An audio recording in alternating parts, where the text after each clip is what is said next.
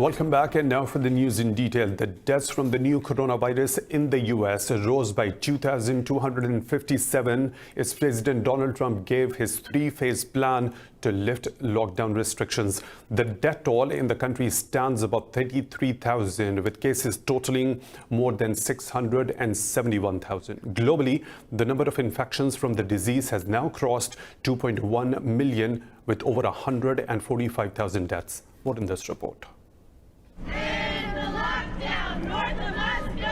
The United States is on the retreat from lockdown measures as the new coronavirus continues killing thousands in the country every day. During his daily briefing on the pandemic, U.S. President Donald Trump gave a roadmap for state governors to revive the economy.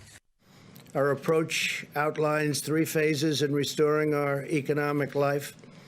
We are not opening all at once, but one careful step at a time. And some states will be able to open up sooner than others. Some states are not in the kind of trouble that others are in.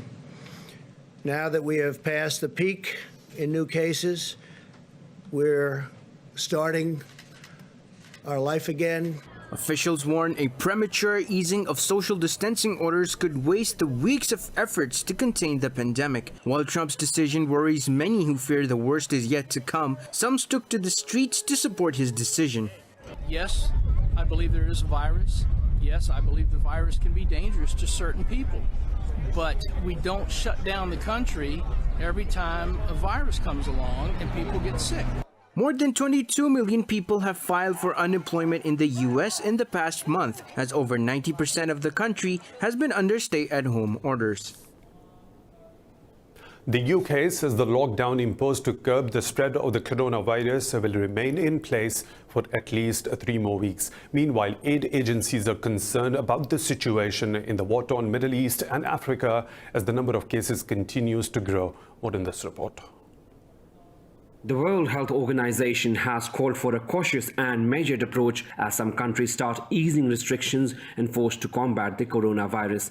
The global health body says cases have doubled in Europe in last 10 days. Britain has the 5th highest official death toll from COVID-19 in the world after the US, Italy, Spain and France. The UK government extended the lockdown measures, asking Britons to stay at home unless they are shopping for necessities or meeting medical needs. So we need to be patient a while longer. So please, stay home, save lives and protect the NHS so we can safely return to life as close to normal as possible, as soon as possible. It's been an incredible national team effort. Now is not the moment to give the coronavirus a second chance. Coronavirus outbreaks across Middle East threatens to shatter the lives of millions in conflict zones. The International Committee of Red Cross said curfews and lockdowns are making it difficult or impossible for many to provide for their families. The agency called on authorities in Syria, Iraq, Yemen, Gaza, Lebanon and Jordan to prepare for socio-economic aftermath. When you see the footages of emergency wards in New York, in Milan, in Madrid, you're really concerned about a place like Yemen, because obviously they won't be in a position to provide such a level of healthcare, and even this level of healthcare was not and is not enough to treat all the patients in the West. Russia's President Vladimir Putin has postponed a massive World War II parade held annually on May 9th in the capital, Moscow. He said the risk associated with the epidemic, whose peak has not passed yet, are extremely high. In Pakistan, the number of coronavirus cases has jumped past 7,000, with nearly 500 infections reported in the last 24 hours. Health officials said 11 more people died in the past day, bringing the death toll to 135. Officials said 1,765 patients have recovered from the disease so far. The medics said the ratio of the locally transmitted cases has increased to 59%. In the last 24 hours, the provinces of Sindh and Khyber Pakhtunkhwa recorded the most number of cases with 45 each. Meanwhile, A team of Chinese doctors has returned after providing medical assistance to Pakistani health officials. The team stayed in the country for 2 weeks and met authorities in Islamabad, Rawalpindi, Lahore and Karachi.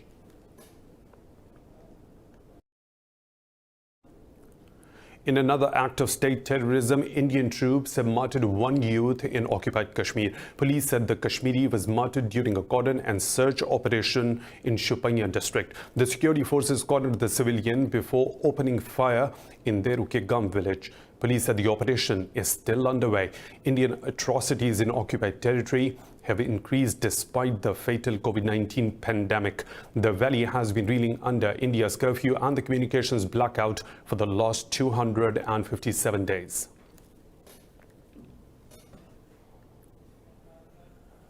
The Taliban have released another 20 Afghan prisoners as part of the Doha peace agreement. In a tweet, Taliban spokesman Zabiullah Mujahid confirmed prisoners were released in the Laghman province. Earlier, Kabul released 350 Taliban prisoners in total, while the Taliban freed 20 inmates. Both the sides are required to free a total of 6,000 prisoners under the agreement. As part of the deal, the Taliban must continue reduction in violence and bar extremist groups from operating in areas under their control. The warring parties in Yemen continue attacks, accusing each other of breaking the ceasefire. The Saudi Arabia-led coalition said Houthi rebels violated truce 100 times during the past 24 hours. The coalition said it exercised self-restraint against the Houthi violations. It reiterated its commitment to ceasefire declared last week amid the coronavirus outbreak. On the other hand, the Houthi rebels say the coalition hampered the ceasefire over 200 times this week. They said the coalition targeted positions in Hamdan and a rocket launch pad in Harf Sufyan. Meanwhile, Russia has called on Yemen's warring parties to cease hostilities and engage in political process. UN Yemen envoy Martin Griffiths says he expects a country's warring sides to agree a nationwide ceasefire in the immediate future. Addressing the UN Security Council, Griffiths said he has been negotiating with the parties and good progress has been made in this regard. He also urged both the parties to adopt key economic and humanitarian measures and a resumption of the political talks. Last month, UN Secretary General Antonio Guterres called for a global ceasefire so the world can focus on fighting the coronavirus pandemic. So far, only one case of COVID-19 has been confirmed in Yemen, but 24 million people in the country required humanitarian aid. Yemen has been mired in conflict since Houthis ousted the government of President Abdurrabbu Mansour Hadi in 2014. The UN says it will be forced to close down several humanitarian programs in Yemen amid a funding shortage. In a briefing to the Security Council, Emergency Relief Coordinator Mark Lowcock said 31 programs will close in coming weeks. Lowcock said the shutdown will leave impoverished Yemen in dire straits as it attempts to slow the spread of the coronavirus. Lowcock said the United Nations Children's Fund will have to stop immediate aid for families displaced by conflict or natural disasters. Yemen has been devastated by years of war and lacks much of the vital infrastructure that is needed to tackle the virus. Palestinians are observing Prisoners' Day to mark solidarity with innocent people detained by Israeli forces. International human rights groups have called on Israel to release the prisoners to avoid the coronavirus spread. The International Committee of the Red Cross has expressed concerns over the danger of the COVID-19 to detained Palestinians. Its spokesperson said conditions at the prisons topped the agenda of their dialogue with the Israeli officials. Last month, the Palestinian Human Rights Organizations Council asked foreign diplomats to exert pressure on Israel to release the prisoners.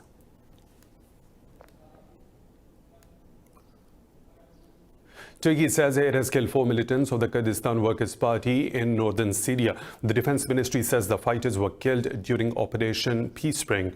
The ministry said it will not stop the operations against the militants in the region. Since 2016, Turkey has launched a trio of operations across its border into northern Syria. Ankara holds the fighter group responsible for the deaths of some 40,000 people in a 30-year conflict. In Libya, the UN-recognized government says Khalifa Haftar's forces have killed 3 people in rocket attacks on Tripoli. The health ministry said a minor was among those killed in shelling on the Tariq al-Sor area. The government of National Accord said Haftar's forces targeted civilian facilities in the western Anzara town. It said several others were wounded in the raids. Hundreds of thousands of people have been displaced in the capital since the start of the offensive in April last year.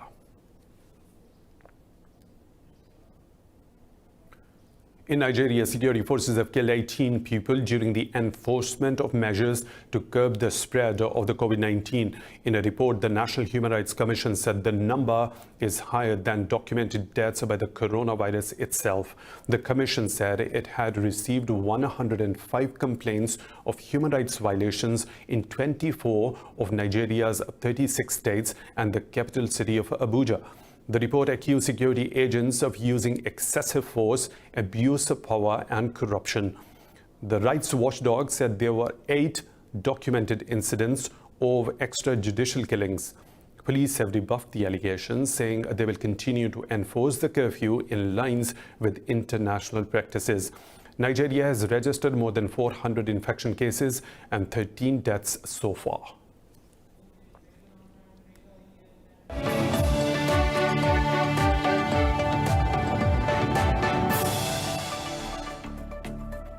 Welcome back. China has rejected allegations of covering up the coronavirus outbreak, saying the government does not allow such acts. This comes as the Chinese city of Wuhan raised its death toll from COVID-19 by 50%, bringing the total to 3,869. In a briefing, Foreign Ministry spokesperson Zhao Lijian said the revision of Wuhan's toll was the result of a statistical verification to ensure accuracy. He said revision of medical statistics is a common international practice. Wuhan, where the virus first appeared, added another 1,290 fatalities to 2,579 previously counted. After Wuhan, China revised its national death toll to 4,632. The US, the UK, and France continue to raise questions on China's transparency of the COVID-19 pandemic. Following a video call between G7 leaders, the group has committed to a strong, coordinated response to the coronavirus pandemic. Washington, which holds the group's presidency, says a thorough review and reform of the World Health Organization has also been agreed on. A White House statement issued after the conference says the group agrees to take every measure possible to resolve the ongoing crisis. Using strong words, the statement adds much of the call centered on the WHO's lack of transparency and mismanagement of the crisis. Meanwhile, a statement from the EU says the bloc has called for strong cooperation with existing international organizations in the fight against the virus. Speaking to reporters after the call, Canada's Prime Minister Justin Trudeau said the G7 is committed to helping the world make an economic recovery after the crisis. A statement from the UK PM's office said the G7 agreed on rapid vaccine development, crucial to ending the pandemic. Germany has criticized the US for defunding the World Health Organization, calling it kicking a pilot of an airborne plane. At a news conference, Foreign Minister Heiko Maas urged the US administration to rethink the decision, saying it made no sense. He said funding has been stopped at the worst possible time during the coronavirus crisis. Maas said strengthening the global health body is one of the best investments. Meanwhile, Russian Foreign Minister Sergei Lavrov discussed Ukrainian settlement with Maas. Lavrov said Kiev authorities are taking actions that hinder the full implementation of the Minsk agreement. The two foreign ministers agreed for united efforts to stem the spread of the coronavirus. Russian President Vladimir Putin has announced the postponement of the country's milestone Victory Day parade across the Red Square due to the coronavirus. The celebrations, which were scheduled for 9th of May, mark 75 years since the Soviet victory in World War II. In a televised speech, Putin said there was now no choice but to push back the event. He said the risks associated with the pandemic that has not passed its peak are extremely high. Putin added the current situation doesn't give the right to begin preparations for the parade and other public events. Russia has reported nearly 28,000 infection cases with 232 deaths so far. European astronomers have found another proof of the existence of a black hole in the center of our galaxy, the Milky Way. They say the discovery proves Albert Einstein's general theory of relativity. The Max Planck Institute for Extraterrestrial Physics said they have found that the star S2 has a rosette-shaped orbit. They said after observing the S2 star for 27 years, they saw how space, time and gravity from dense objects warped space around them. This discovery strengthens the evidence that Sagittarius A must be a black hole and has 4 million times the mass of the Sun. Why is it so important for these things to be discovered? There is a lot of evidence that massive black holes exist, but to say that they exist, we had to demonstrate two things: that this said object is massive but at the same time compact, and that the general theory of relativity formulated by Albert Einstein correctly describes what happens naturally. Brazil's President Jair Bolsonaro has fired the country's health minister after disagreements over government's coronavirus containment strategy. Bolsonaro has been vocal about downplaying the pandemic and has repeatedly bemoaned the economic cost. But other countries in Latin America remain vigilant and defiant in the face of the deadly outbreak. This report has the details. Since the beginning of the pandemic, Bolsonaro has been lamenting state governors over lockdown orders. He often clashed with the now sacked health minister Luiz Henrique Mandetta. Incoming health minister Nelson Teich promised no radical shift in policy while underlining the effects of the lockdown on the people. In regards to keeping distance and isolation, what is to happen? You will not see a radical and dramatic shift in policy on what is to happen. What is important today is the information about what happens to people and the corresponding action to take. Elsewhere in Honduras, the government said Cuba will be sending its medical brigade to assist the fight against the novel coronavirus. Meanwhile, in Argentina, authorities have begun screening local residents using thermal cameras installed at the city's largest transport hub. Over in Mexico, President Andrés Manuel López Obrador says the country would return to normalcy on 1st June. The return to classes, education activity and all productive activity will be for June 1st. It's a sacrifice, but it's the most efficient. What we have said from the beginning and from the recommendations of specialists, this pandemic is not going to be cured just in hospitals. Será a partir del día 1 de junio. The International Monetary Fund says the economic fallout with other factors means the region will likely see no growth in the decade from 2015 to 2025. In its 2020 World Economic Outlook, the IMF forecasted the economy of Latin America will contract by over 5%.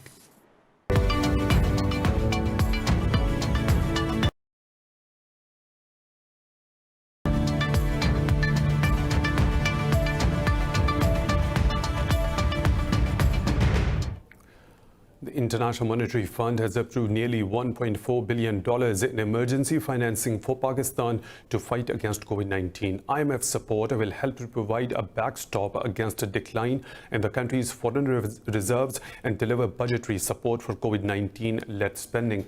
IMF said the economic impact of COVID-19 is expected to be significant, giving rise to large fiscal and the external financing needs. The amount was approved as a low-cost, fast-disbursing loan under the fund's rapid financing instrument. This is not part of Pakistan's ongoing IMF program. Meanwhile, the Ministry of Finance has estimated that Pakistan will get a debt relief of about $1.5 billion extended by G20 nations. Earlier, the State Bank of Pakistan slashed its interest rates by 2% points to 9% as a stimulus measure. The Center for International Environmental Law says oil and gas companies are lobbying governments for public funds and weaker regulations, citing the COVID-19 crisis. In a report, the law firm said the industry was showing signs of systematic weakness even before the virus.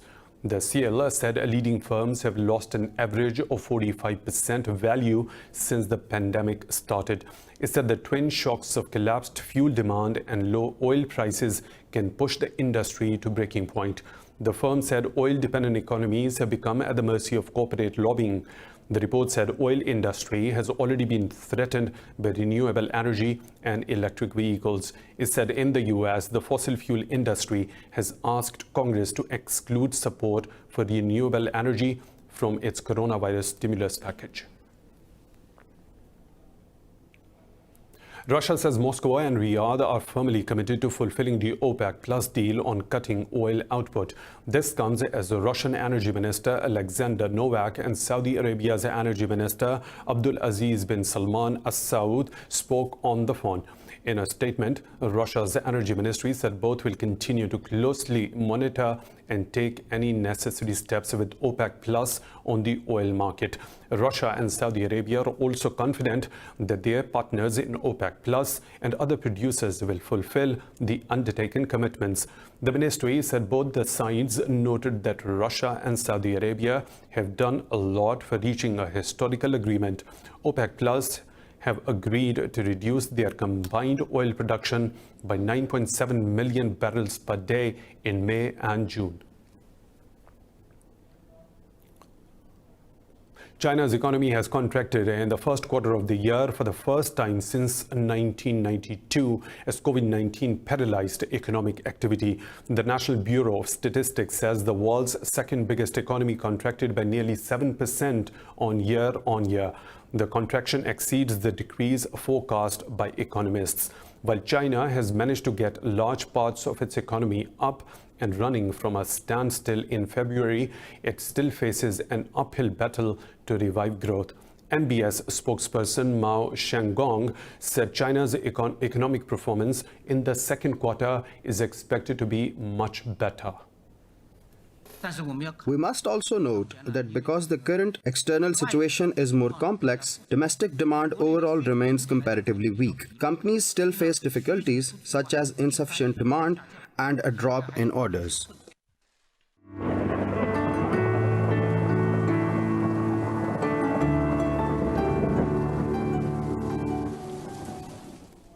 And now the weather situation from around the globe.